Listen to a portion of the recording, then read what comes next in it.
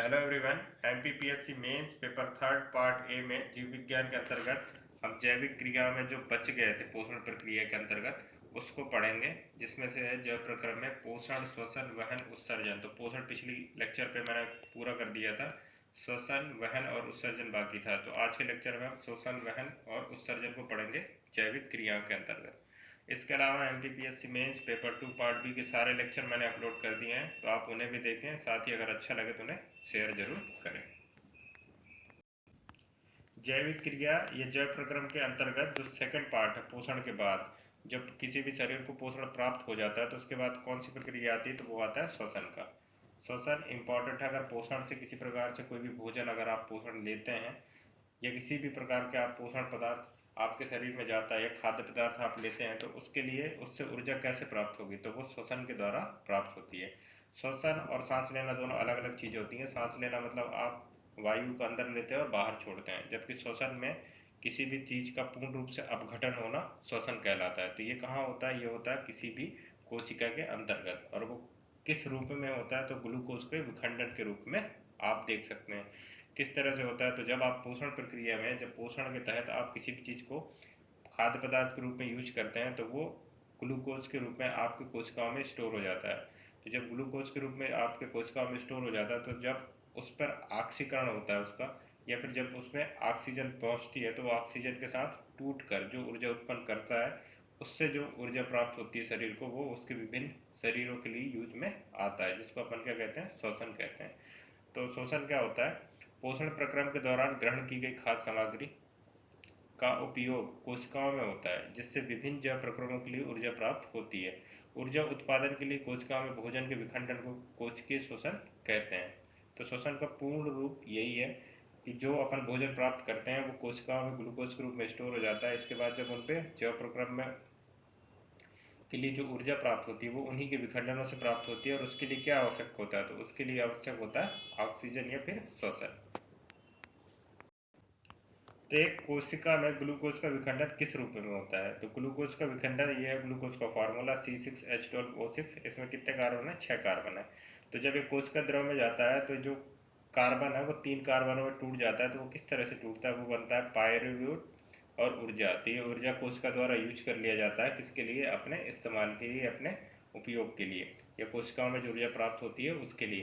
तो जैव प्रक्रम के लिए जो ऊर्जा प्राप्त होती है वो बाकी बचे हुए जो कार्बन है उनके ऑक्सीकरण या फिर उनके साथ जो उनके टूटने से जो प्राप्त ऊर्जा होती है उससे बाकी जैव प्रक्रम के लिए ऊर्जा प्राप्त होती है। तो वो किन किन स्थिति में या ऑक्सीजन की उपस्थिति अनुपस्थिति में किस प्रकार से प्राप्त होती है वो अपन देख लेते हैं।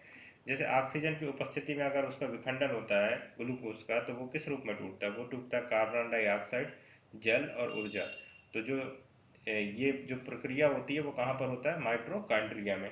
और दूसरी चीज़, ये ऊर्जा जो है वो कोशिका के द्वारा यूज कर लिया जाता है या फिर शरीर के द्वारा यूज कर लिया जाता है। और जल जो भी, वो भी शरीर में यूज कर लिया जाता है। और इसके अलावा उसको बाहर भी कर दिया जाता है। साथ ही साथ कार्बन डाइऑक्साइड को अपन श्वसन प्रक्रिया के द्वारा बाहर कर देते हैं। और अगर ऑक्सीजन का अभाव है, किसी भी तरह से ऑक्सीजन का अभाव हो जाता है, तो आपके शरीर में क्या बनेगा, लैक्टिक अम्ल बनेगा और प्लस ऊर्जा बनेगा।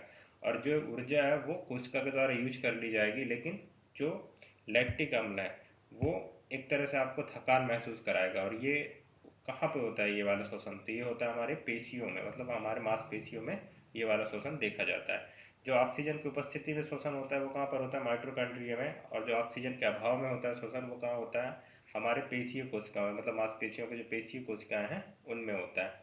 ये किस स्थिति में होता है, या तो आप दौड़ रहे होते हैं तो उस स्थिति में होता है कि आप जब दौड़ेंगे तो आपके शरीर को बहुत ज़्यादा ऊर्जा की आवश्यकता होती है और ऑक्सीजन की भी। तो जब आप तेज़ दौड़ते हैं तो आपको थकान महसूस होता है, अचानक से आपके जो हाथ पैर हैं उसमें बहुत ज़्यादा खिंचाव या फिर टेंशन आप महसूस करते हैं। साथ ही साथ आपको जो दर्द महसूस होता है वो इसीलिए क्योंकि आपकी कोशिकाओं में अचानक से ऑक्सीजन की कमी हो जाती है। जैसे आप पहाड़ भी चढ़ रहे होते हैं तो ऊपर जाके अगर आपको ऑक्सीजन की कमी है तो आपके हाथ पैरों में खिंचाव रहेगा और दर्द महसूस होगा। उसका जो मेन रीजन है वो आपके शरीर में क्या है, लैक्टिक अम्ल का बनना। तो ये कहाँ पे बनता है, ये कहाँ पे लैक्टिक अम्ल और ऊर्जा कहाँ से प्राप्त होती है, किन कोशिकाओं में शोषण होता है, तो हमारे पेशीय कोशिकाओं में होता है। और अगर ऑक्सीजन की अनुपस्थिति है तो ये किस रूप में ग्लूकोज टूटेगा, तो वो टूटेगा एथिनॉल, कार्बन डाइऑक्साइड और ऊर्जा। ये किस में पाया जाता है, तो ईस्ट और किण्वन जो प्रक्रिया होती हैं उनमें पाया जाता है। तो ग्लूकोज का तीन रूप से ऑक्सीजन मतलब शोषण हो सकता है। वो है कहाँ कहाँ पर, ऑक्सीजन की उपस्थिति में, ऑक्सीजन के अभाव में और ऑक्सीजन की अनुपस्थिति में। तो ऑक्सीजन की उपस्थिति में कहाँ होता है, माइटोकॉन्ड्रिया में होता है, ये प्री में भी पूछा जा सकता है। इसके अलावा ऑक्सीजन के अभाव में हमारे पेशीय कोशिकाओं में होता है, और ऑक्सीजन की अनुपस्थिति में ईस्ट या किण्वन जो प्रक्रिया होती है इनमें पाया जाता है। और किस किस रूप में टूटता है, तो ये ऑक्सीजन की उपस्थिति में कार्बन डाइऑक्साइड और जल के रूप में टूटता है, प्लस ऊर्जा इसमें रिलीज होती है। हालांकि हर जो शोषण है या फिर हर शोषण की प्रक्रिया में ऊर्जा जरूर रिलीज होती है, पर ऑक्सीजन की उपस्थिति में ऊर्जा ज़्यादा रिलीज होती है। बाकी जो ऑक्सीजन के अभाव और अनुपस्थिति में जो ऊर्जा रिलीज होती है वो उसकी मात्रा कम होती है।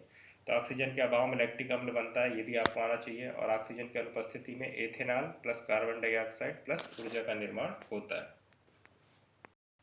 अब देखते हैं शोषण कितने प्रकार के होते हैं। तो शोषण दो प्रकार के होते हैं, एक वायवीय शोषण, एक अवायवीय शोषण। मतलब वायु की उपस्थिति में होने वाला शोषण, एक अवायवीय शोषण मतलब वायु की अनुपस्थिति में होने वाला शोषण। तो दो प्रकार के शोषण होते हैं। ये आप इस तरह से ना लिख के एक पैटर्न पे लिखें तो ज़्यादा अच्छा है, मैंने इसलिए इसको ऐसे बनाया है ताकि आपको बेहतर समझ में आ सके। तो ऑक्सीजन की उपस्थिति में क्या होता है, तो ग्लूकोज का पूर्ण अपचयन होता है, ठीक है, उपचयन होता है। और वो किस रूप में टूटता है, कार्बन डाइऑक्साइड, जल और ऊर्जा के रूप में। और ऑक्सीजन की अनुपस्थिति में क्या होता है, तो ग्लूकोज का अपूर्ण अपचयन होता है, जिसमें एथेनॉल, लैक्टिक अम्ल, कार्बन डाइऑक्साइड और ऊर्जा मुक्त होती है।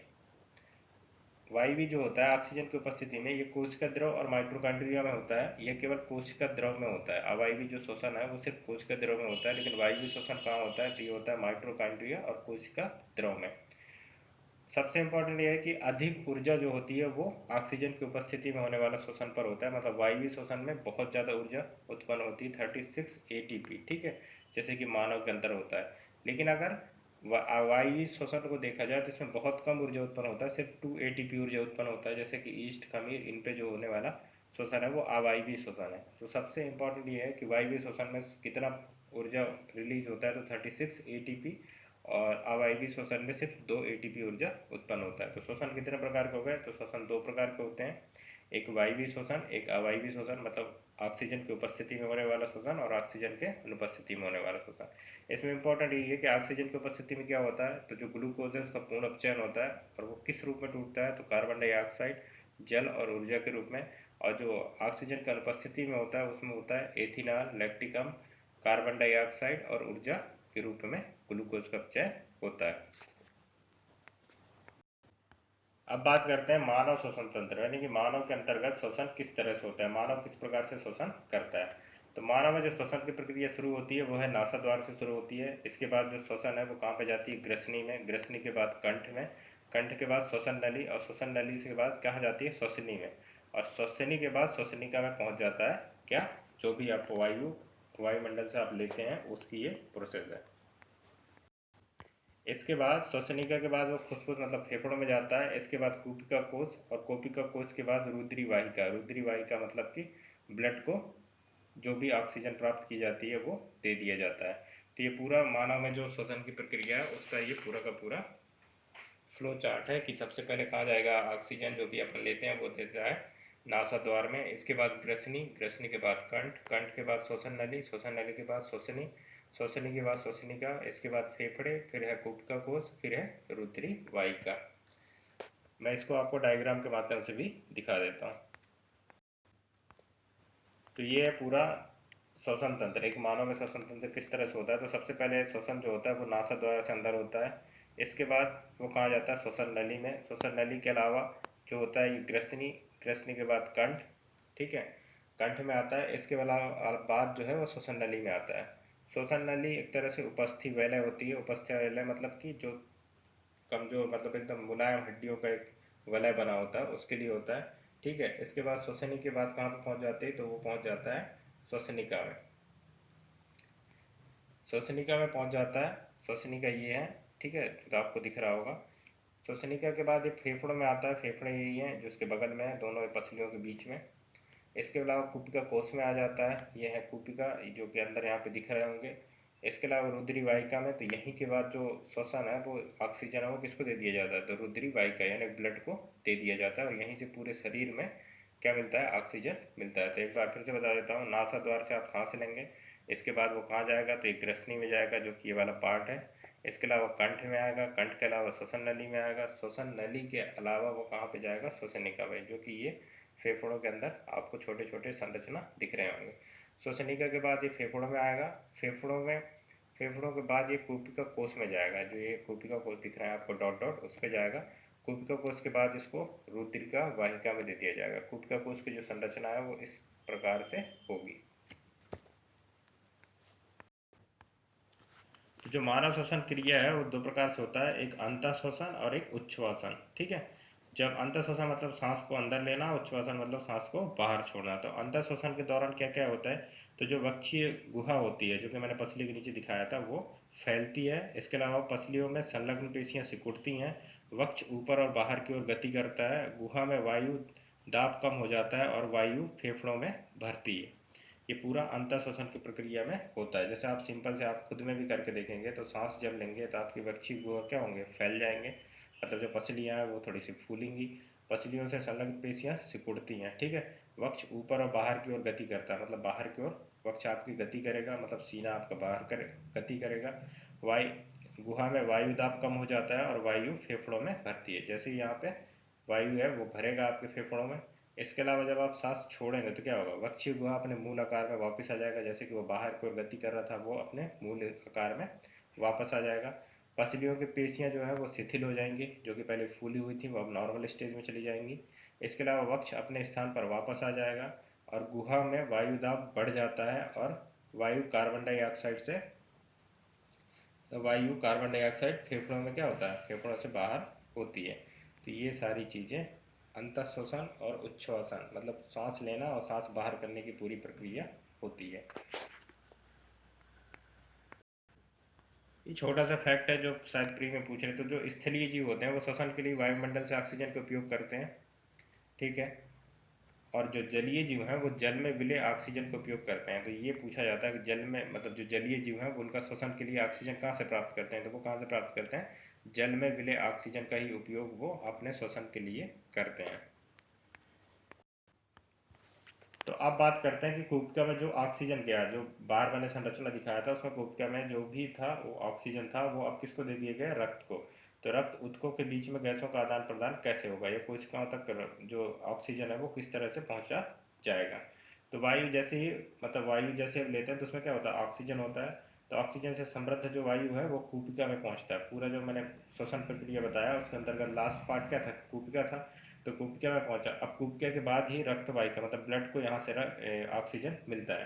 तो जैसे ही रक्त वाहिका में ऑक्सीजन जाता है, O2 जाता है, तो वो क्या करता है, वो आरबीसी मतलब जो कि रेड ब्लड सेल है, या फिर रेड ब्लड सेल में जो हीमोग्लोबिन होता है, तो उससे मिलके क्या करता है, लाल रक्त कणिका उससे मिलकर वो बनाता है ऑक्सी हीमोग्लोबिन HBO2।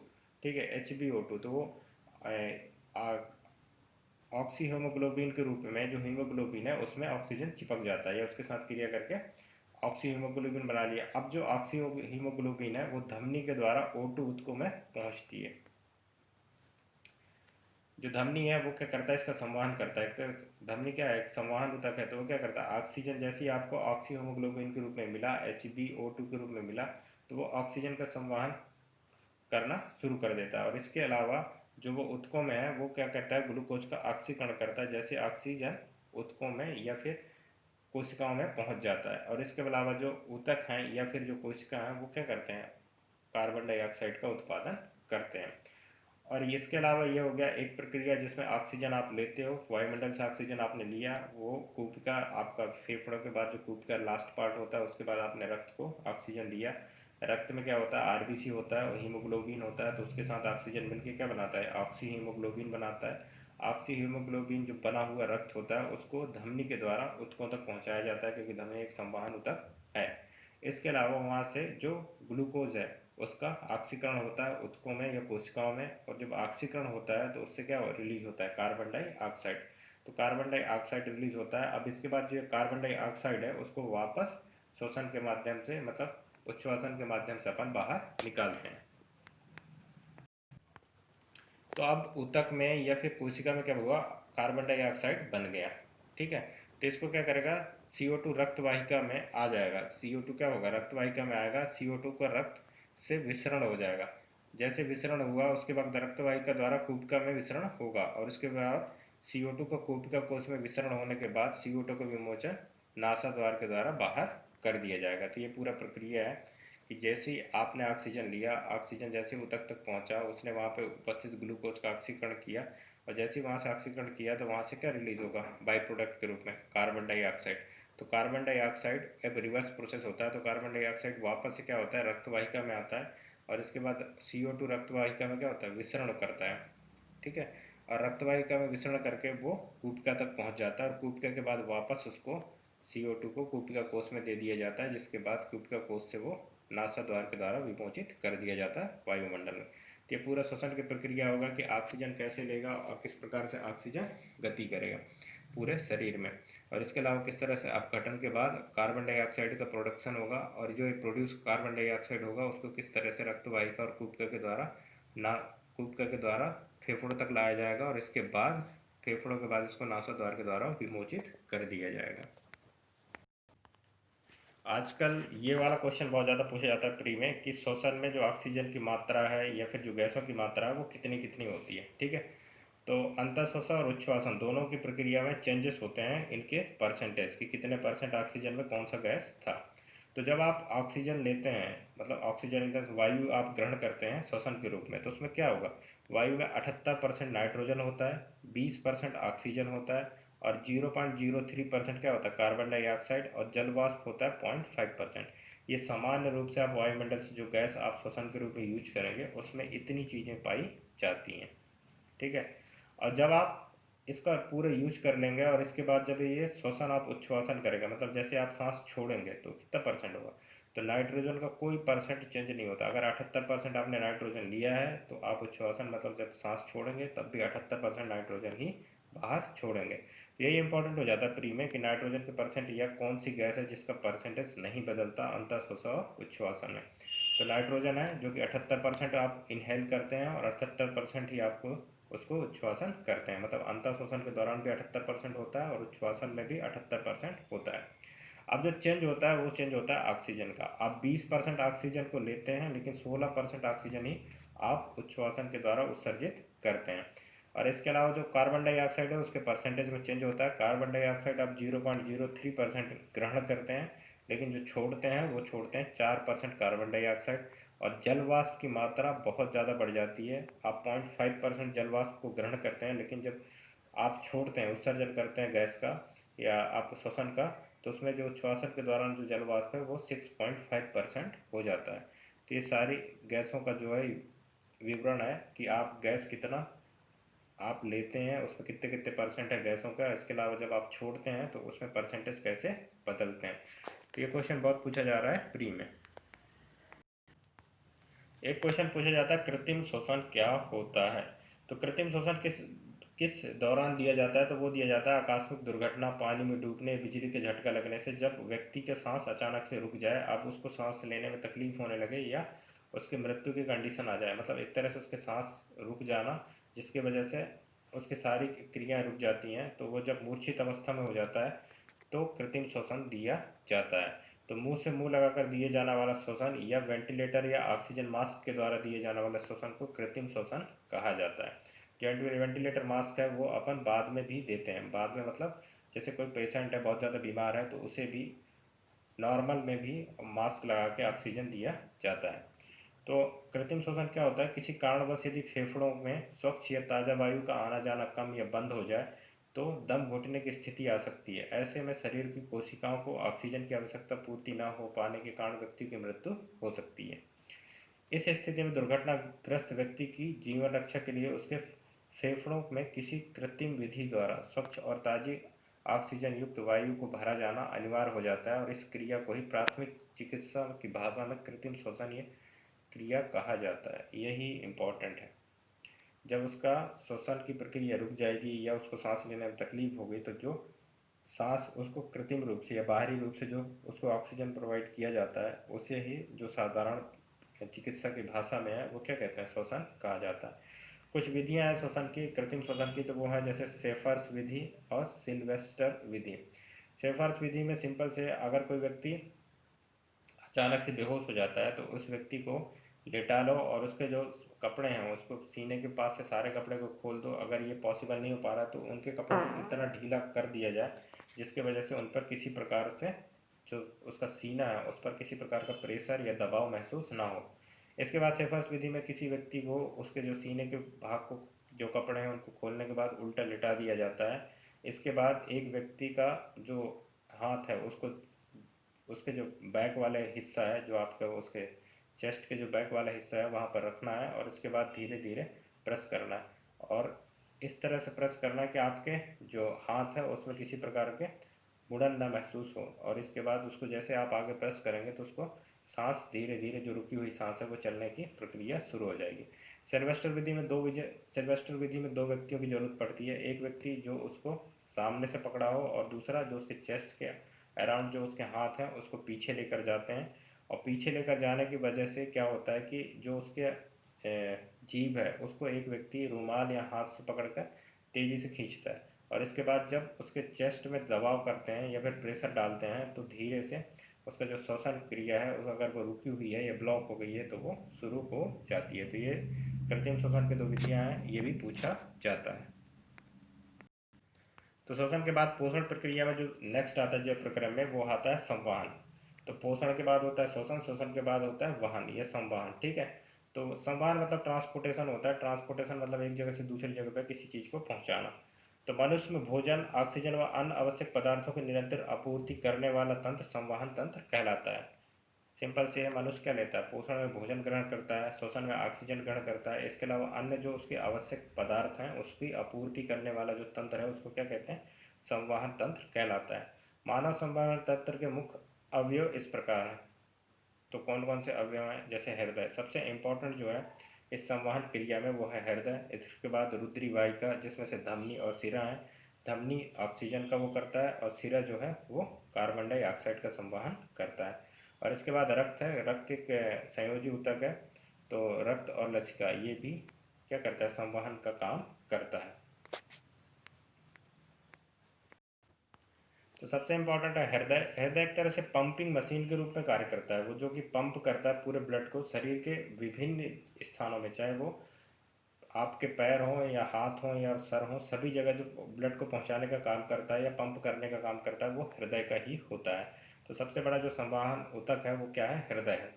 तो यह संवाहन तंत्र का जो घटक है वो अवयव है वो हृदय है। हृदय एक शक्तिशाली पेशी अंग है जो दोनों फेफड़ों के मध्य में स्थित होता है। इनमें चार कक्ष होते हैं, दो अलिंद दाएं व बाएं और दो निलय दाएं और बाएं। इन्हीं के माध्यम से वो सारा का सारा जो ब्लड है उसके सर्कुलेशन को मेंटेन करता है और पंप करता है। हृदय विशिष्ट पेशीय कोशिकाओं का बना होता है जिन्हें हृदय तंतु कहते हैं, जो कि बिना थके हुए निरंतर संकुचित और शिथिलन होता है। ये जो संकुचन और शिथिलन होता है उसी के मदद से ये क्या करता है, ब्लड को पंप करता है और ब्लड को एक जगह से दूसरी जगह पहुंचाने में इसका मदद करता है।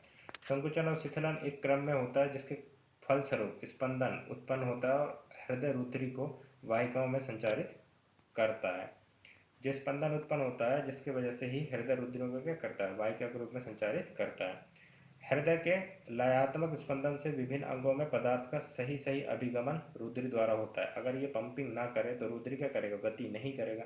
और गति नहीं कर पाएगा तो जो भी पदार्थ हैं ये भी जो भी आवश्यक चीज़ें हैं वो शरीर में एक जगह से दूसरी जगह पर संवहन नहीं हो पाएंगी या पहुंच नहीं पाएंगी, जिसकी वजह से शरीर में किसी प्रकार से कार्य नहीं हो पाएगा।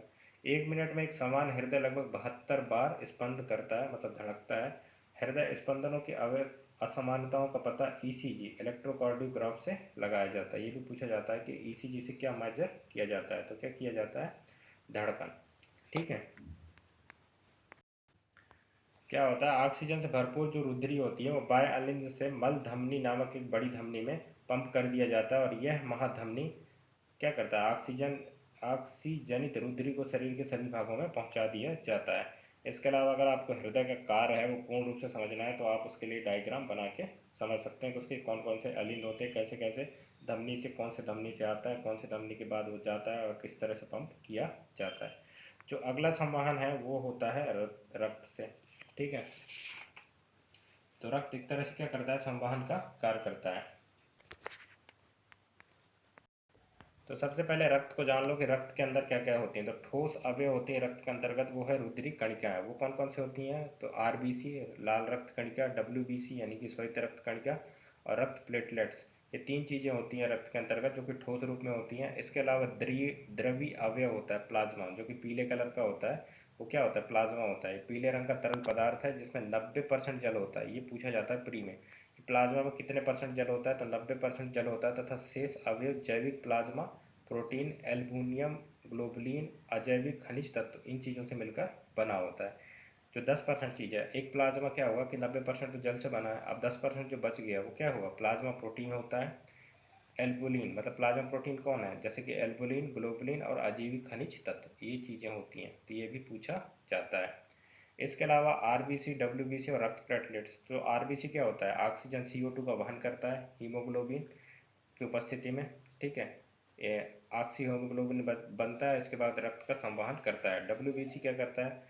तो वो करता है शरीर को रोग से मुक्त करता है। इसके अलावा आरबीसी कार्बन डाइऑक्साइड को भी बाहर करता है शरीर से बाहर या ऊतकों से बाहर।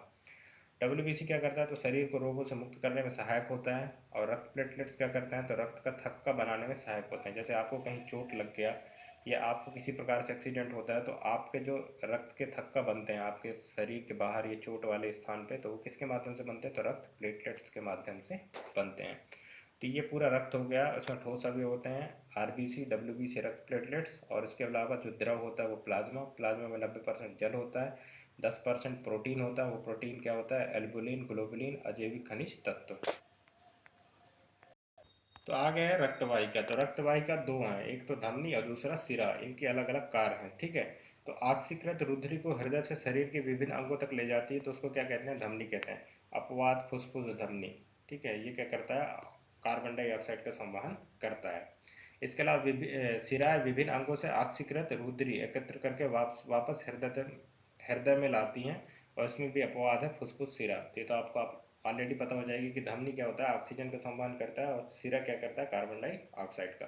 तो धमनी क्या करता है? ये जो ऑक्सीकृत ब्लड होता है, मतलब कि जो ऑक्सीजन से रिच होता है, मतलब ऑक्सीजन से युक्त होता है, उसको क्या करते हैं? ये कोशिकाओं तक पहुंचाते हैं। इसके अलावा जो कोशिकाओं से बनी हुई जो कार्बन डाइऑक्साइड युक्त ब्लड होता है, ठीक है, उसको क्या करता है? रक्त होता है, उसको वापस फेफड़ों तक पहुंचाने का कार्य करता है।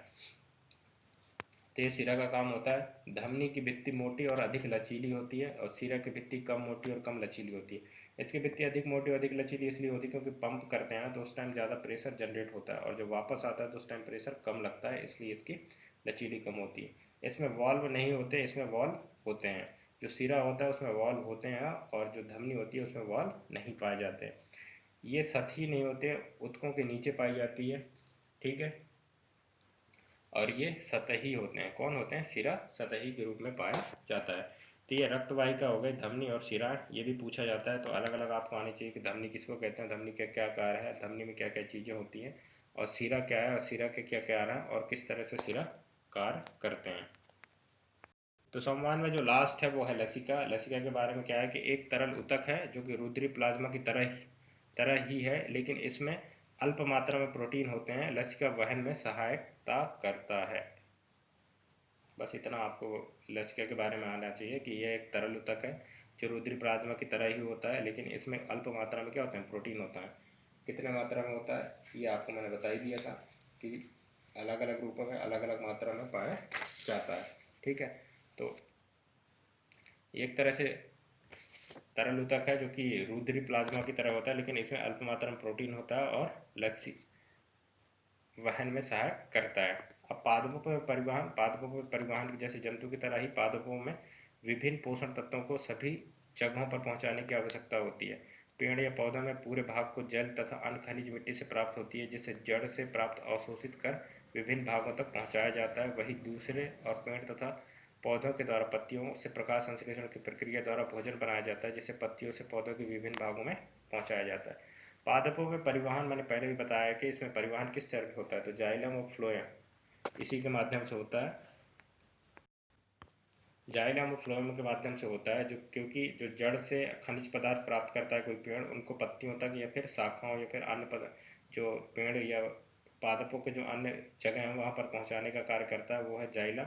जल का परिवहन या खनिज का परिवहन करता है। और फ्लोएम क्या करता है, जो भी प्रकाश संश्लेषण के द्वारा जो ऊर्जा बनता है, ठीक है, ये ग्लूकोज बनता है, ये सुक्रोज बनता है, उसको जो पादप है उसके विभिन्न स्थानों तक पहुंचाने का कार्य करता है। तो ये जो संवहन ऊतक हैं वही ही संवहन का कार्य करते हैं पादपों में। सेम है जैसे कि जंतुओं में अलग अलग संवहन के साधन होते हैं, वैसे पेड़ पौधे में दो ही साधन होते हैं, एक होता है जाइलम, दूसरा होता है फ्लोएम। तो जाइलम क्या करता है, खनिज पदार्थों को नीचे से ऊपर ले जाता है, और फ्लोएम क्या करता है, जो ऊपर से बनी हुई मतलब पत्तियों में बनी हुई जो भोज्य पदार्थ है या फिर उत्पाद है उसको जड़ों तक, तनों तक और अन्य भागों तक पहुंचाने का कार्य करता है। जैव प्रक्रम में जो लास्ट आता है वो होता है उत्सर्जन का। उत्सर्जन, क्योंकि यही पूरी प्रक्रिया को जो सेट करता है जैव प्रक्रम में। जैसे आपने पहले क्या किया, पोषण ग्रहण किया, इसके बाद उसे श्वसन के द्वारा उसको क्या किया, ऑक्सीकृत किया, ऑक्सीकृत करने के बाद आपको ऊर्जा प्राप्त हुई, ऊर्जा प्राप्त हुआ, इसके बाद जो आपका भोजन है उसको वहन कैसे करते हैं तो उसका आपने संवहन पढ़ा। और इसके बाद जब पूर्ण प्रक्रिया होती है तो आप उसको शरीर से बाहर, जो अवशिष्ट पदार्थ है उसको आप शरीर से बाहर करते हैं, उसको उत्सर्जन कहा जाता है। तो वह जैव प्रक्रम जिसमें जीवों में उपापचयी क्रियाओं से जनित हानिकारक नाइट्रोजन युक्त पदार्थों का निष्कासन होता है, उत्सर्जन कहलाता है।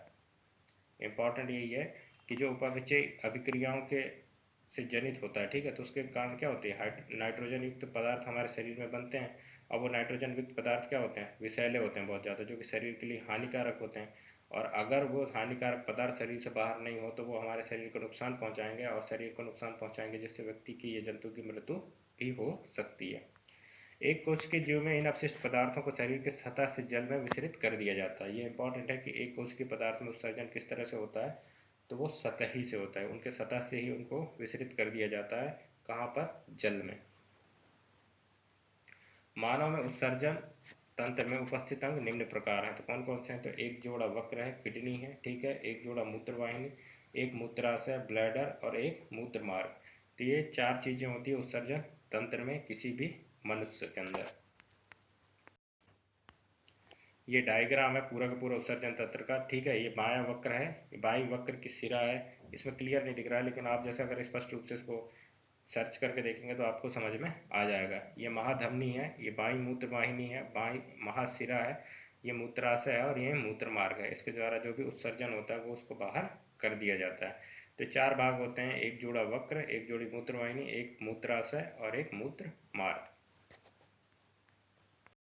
अब उत्सर्जन कैसे होता है, तो जो किडनी होती है उसमें बहुत सारे वृक्काणु होते हैं, इसकी भी संरचना होती है जो कि कुंडलित रूप में होती है, ठीक है। तो ये वृक्काणु होते हैं, इसमें बहुत सारे वृक्काणु होते हैं जिसमें कोशिका गुच्छ निस्पंदन, ठीक है, ये पाए जाते हैं।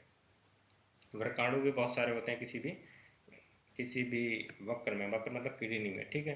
तो ये कोशिका गुच्छ निस्पंद होते हैं। तो इसमें क्या कारण होते हैं, तो जब वक्र धमनी की शाखा वृक्काणु में प्रवेश करती है, तब वर्गाणु में प्रवेश करती है तो क्या होता है, जल, लवण, ग्लूकोज, अमीनो अम्ल व अन्य नाइट्रोजनी अपशिष्ट पदार्थों का कोशिका गुच्छ से छन कर बोमन संपुट में आ जाता है। बोमन संपुट जो किडनी होता है उसके जस्ट नीचे वाला जो पार्ट होता है उसको बोमन संपुट कहते हैं, ठीक है। इसके बाद वर्णात्मक पुनः अवशोषण ये होता है। तो क्या होता है उस वहाँ पे, वक्राणु के नलिकाकार भाग में शरीर के लिए उपयोगी पदार्थों जैसे ग्लूकोज, अमीनो अम्ल, लवण व जल का पुनः अवशोषण होता है। यहाँ पे पुनः अवशोषण होता है जो कि निस्पंदन के द्वारा, कोशिका कुछ निस्पंदन के द्वारा आया उसका। इसके अलावा नलिका स्त्रावण, इसमें क्या होता है, यूरिया, अतिरिक्त जल व लवण जैसे उत्सर्जी पदार्थ वर्गाणु के नलिकाकार भाग में अंतिम सिरे में रह जाते हैं और वह मूत्र का निर्माण करते हैं। जो भी बचता है इसके बाद, जो बच जाता है, यूरिया या अतिरिक्त जल या लवण या फिर कोई भी जो उत्सर्जी पदार्थ हैं, ठीक है, या फिर जो हानिकारक पदार्थ हैं, वो वर्गाणु के नलिकाकार भाग में अंतिम सिरे में आ जाते हैं। इसके अलावा यही पूरी जो चीज़ अपशिष्ट है वो मूत्र का निर्माण करते हैं। वहाँ से मूत्र संग्रहण वाहिनी, मूत्र वाहिनी में होता है, होता हुआ मूत्राशय में अस्थायी रूप से संग्रहित रहता है, ठीक है, तथा मूत्राशय में के दाब द्वारा मूत्र मार्ग से बाहर निकाल दिया जाता है। तो ये पूरा का पूरा जो उत्सर्जन है वो इस प्रकार से होता है। अब एक जो पूछता है वो पूछता है आर्टिफिशियल किडनी या कृत्रिम वक्र। तो कृत्रिम वक्र या अपवाहन एक ऐसी युक्ति है जिसके द्वारा रोगियों की रुधिर में से कृत्रिम वक्र की मदद से नाइट्रोजन युक्त अपशिष्ट पदार्थों का निष्कासन किया जाता है। जैसे आपको किसी बीमारी की वजह से या किसी कारणवश किसी व्यक्ति का किडनी खराब हो जाते हैं, मतलब वो अब फिल्ट्रेशन नहीं कर पाते, छान नहीं पाते, जो ब्लड है उसको छान नहीं सकते, तो उस स्थिति में क्या करते हैं, आर्टिफिशियल किडनी का यूज किया जाता है और इसी को कहते हैं कृत्रिम वक्र। और ये क्यों करते हैं, तो ये शरीर से जो नाइट्रोजन युक्त अवशिष्ट पदार्थ हों उनको समय पर बाहर निकालने के लिए ये कृत्रिम वक्र लगाए जाते हैं। और एक फैक्ट है कि एक स्वस्थ व्यक्ति में प्रतिदिन 180 लीटर आरंभिक निस्पंदन वक्र में होता है, और 180 लीटर प्रतिदिन मतलब क्या करता है, वो ब्लड को फिल्ट्रेशन करता है, जिसमें से उत्सर्जी मूत्र का आयतन 1.2 लीटर होता है और शेष निस्पंदन वक्र नलिकाओं को पुनः अवशोषित हो जाता है।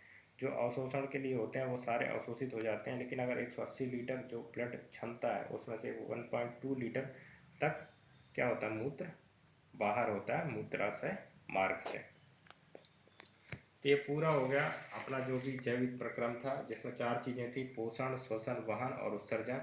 पोषण पहले वाले क्लास में हो गया था, आज जो अपन पढ़े वो था श्वसन, वहन और उत्सर्जन। श्वसन कैसे होता है, श्वसन कोशिकाओं में किस तरह से ग्लूकोज का अपघटन होता है, श्वसन की प्रक्रिया को होती है, वायवीय श्वसन क्या है, अवायवीय श्वसन क्या है।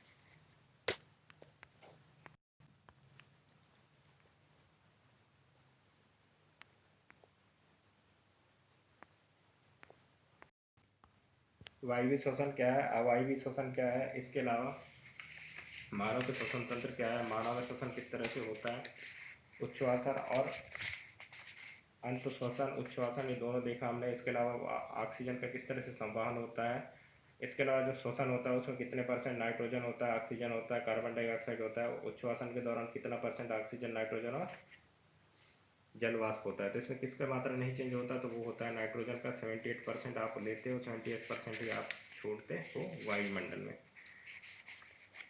ये हो गया था। इसके अलावा जो संवहन है, संवहन में कौन कौन से मुख्य घटक हैं, तो एक हृदय है जो कि पंप करता है, शरीर के सभी जगह ब्लड को पहुंचाता है। रुधिरी वाहिका है जिसमें से धमनी और सिरा है, धमनी ऑक्सीजन का, सिरा कार्बन डाइऑक्साइड का संवहन करता है। और इसके अलावा होता है वाहन माध्यम है, तो रक्त या लसिका। ठीक है, तो रक्त में कौन कौन से तत्व होते हैं, तो उसमें से आरबीसी, डब्ल्यूबीसी और रक्त प्लेटलेट्स। ठीक है, और प्लाज्मा, तो प्लाज्मा में 90% जल होता है, ये आपको आना चाहिए। धमनी और सिरा क्या होते हैं, इनके कार्य क्या हैं, ये भी जरूरी है। इसके अलावा जो लसिका होता है वो एक तरह से तरल ऊतक होता है जो कि प्लाज्मा की तरह ही कार्य करता है। पादपों में परिवहन 2 तरह से होता है, तो वो 2 तरह है, जाइलम और फ्लोएम। उत्सर्जन तंत्र, तो मानव में उत्सर्जन तंत्र के क्या है, तो 4 होते हैं, एक जोड़ी वक्र, एक जोड़ा मूत्रवाहिनी, इसके अलावा एक मूत्राशय और एक मूत्रवार। ये 4 उपस्थित अंग होते हैं उत्सर्जन के किसी भी शरीर में या मानव में। इसके अलावा वृक्काणु के माध्यम से वो पूरे के पूरे जो भी अपशिष्ट होते हैं उनको कोशिका कुछ स्पंदन से इकट्ठा करता है, फिर वर्णात्मक पुनः अवशोषण जो होता है उसमें इनको अवशोषित भी किया जाता है, और जो बचा होता है उसका नलिका स्त्रावण, मतलब नलिका के द्वारा इनका बाहर कर दिया जाता है जो भी नाइट्रोजन अवशिष्ट पदार्थ होते हैं। कृत्रिम वक्र का उपयोग तब किया जाता है जब किसी व्यक्ति का कार्य क्षमता से मतलब यहाँ पे ये है कि जो उसका जो शरीर पे हानिकारक नाइट्रोजन युक्त पदार्थ हैं वो बनना बंद हो जाता है, जिसकी वजह से दोबारा उन नाइट्रोजन युक्त पदार्थ को शरीर से बाहर किया जा सके, और जिससे उसको शरीर के हानिकारक जो नाइट्रोजन युक्त पदार्थ हैं उनसे बचाया जा सके, जिसकी वजह से कृत्रिम वक्र लगाया जाता है। कृत्रिम वक्र एक तरह से ब्लड का फिल्ट्रेशन करता है, और उस फिल्ट्रेशन के बाद से उसके जो शरीर में कृत्रिम रूप से नहीं, जो उसके शरीर में नाइट्रोजन युक्त अवशिष्ट पदार्थ है उसको शरीर से बाहर कर दिया जाता है। और एक दिन में 180 लीटर ब्लड का फिल्ट्रेशन करते हैं हमारे किडनी, जिसमें से 1.2 लीटर लगभग क्या निकलता है, मूत्र, जो कि शरीर से बाहर कर दिया जाता है।